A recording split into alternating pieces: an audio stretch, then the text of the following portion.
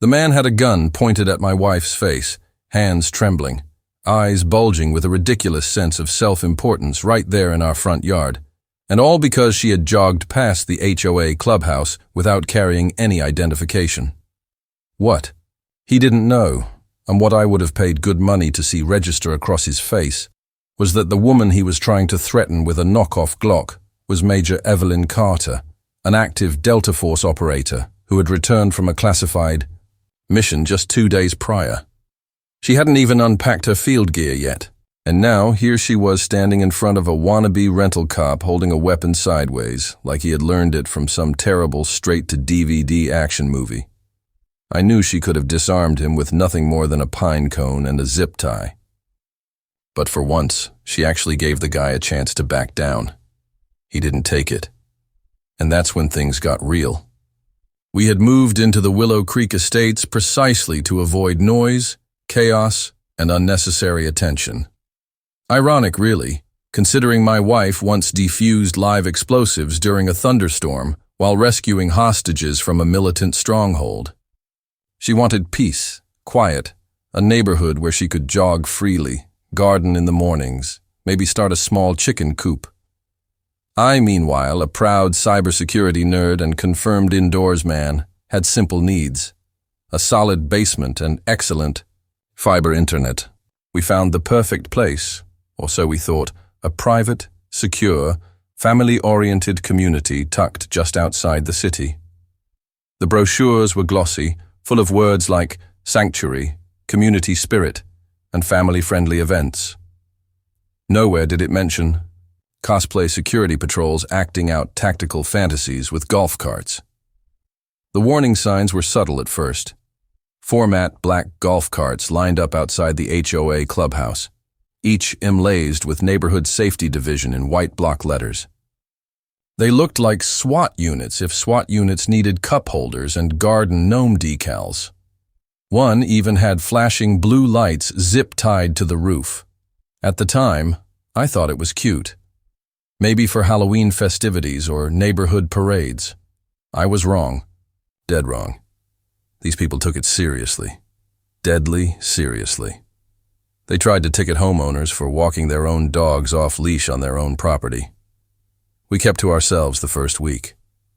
Evelyn, fresh from deployment, busied herself organizing the garage and setting up perimeter cameras, out of habit, not paranoia.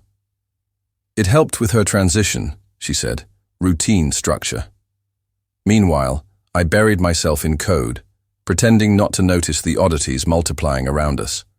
The HOA president, Margaret Hastings, introduced herself to us within the first 24 hours.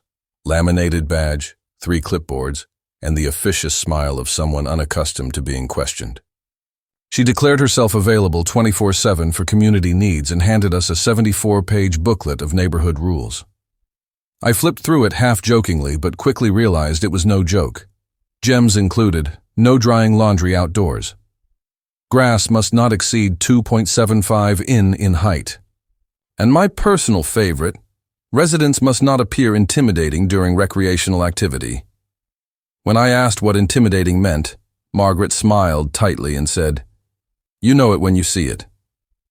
That was our first real red flag.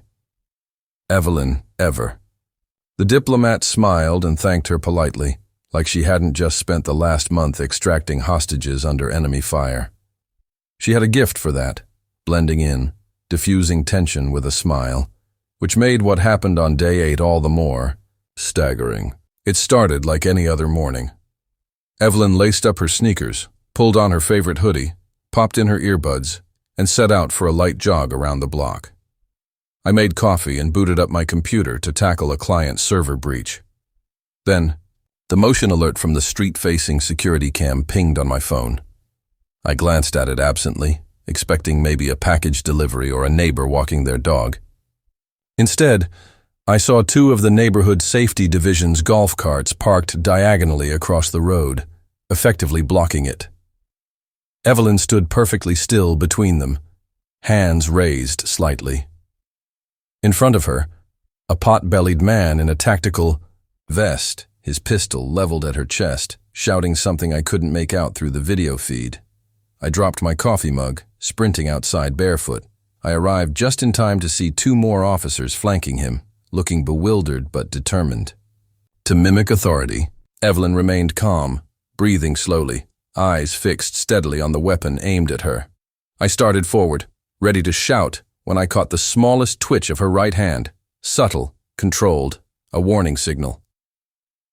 The pot-bellied man, Officer Jeff Turner, as I would later learn, was ranting about suspicious activity, running without proper ID, and failure to comply with HOA security standards. I blinked at him in disbelief. Who the hell jogs with a badge pinned to their hoodie? Evelyn's voice was low even. She asked if he was law enforcement. Turner puffed out his chest and said, "We're HOA police. That's higher than city cops here." At that, a faint smile ghosted across Evelyn's lips, the kind she usually reserved for enemies who didn't realize they were already beaten. She gave him one last chance. "Sir, I respectfully request that you lower your weapon for your own safety." He refused, and then it was over. Faster than I could track. One blink, the gun skittered across the asphalt. Next blink, Turner face down. One, arm locked in an expertly executed compliance hold. She hadn't even broken a sweat. The rail police arrived within minutes. Turner and his buddies howled about assault and resisting HOA authority. The lead officer took one look at Evelyn's credentials, the real ones, and nodded once. "Ma'am, you're free to go," he said almost respectfully. The HOA clowns weren't so lucky. And Margaret Hastings, when she arrived 10 minutes later to find her captain cradling a bruised ego, looked like someone had run over her pet peacock. That should have ended it. It didn't. Instead, Margaret declared war, not just on Evelyn, but on both of us. She had no idea she was poking a hornet's nest. Evelyn wasn't just another quiet suburbanite. She trained soldiers who trained soldiers. She orchestrated entire village reclamations in war zones. Margaret thought she ran this neighborhood. Evelyn had retaken cities. The emergency HOA meeting was scheduled for 7:00 p.m. By 6:30, Willow Creek Estates resembled the tailgate party. Lawn chairs, coolers, even popcorn. Someone brought nachos. Teens live-streamed the whole thing. Margaret stormed into the clubhouse wearing a khaki vest dripping in HOA pins and a Bluetooth headset worthy of an airport tarmac. Behind her, AI. Whiteboard read Emergency Response Strategy. Stick figures depicted a threat actor complete with devil horns and a heroic defender who bore an uncanny resemblance to Turner, only with Schwarzenegger-sized biceps. The meeting opened with Margaret dramatically announcing, "Neighbors, it is with a heavy heart that I inform you of a violent assault on one of our peacekeepers." Peacekeepers, not volunteers, not safety officers. Peacekeepers. Like this was the UN. Turner sat slouched on the stage, arm in a sling, looking like he'd eaten a bad burrito. I raised my hand. "Yes, Mr. Carter," Margaret called, voice dripping. "Condescension." "Quick question," I said. "When exactly did jogging with a Fitbit become probable cause for armed engagement?" The room chuckled. Margaret did not. Things spiraled rapidly when the hacked body cam footage surfaced. A teenager had pulled it from the HOA officer's cloud sync device. The video left no room for debate. Evelyn jogging peacefully, Turner screeching, up in a golf cart, pulling a weapon, and Evelyn disarming him with clinical precision. The silence afterward was deafening. Someone in the back muttered, "We should be paying her HOA dues." Margaret sputtered about unauthorized footage and deep fakes, but it was too late. The dam had broken. Neighbors demanded audits. Questions flew. Where were the dues going?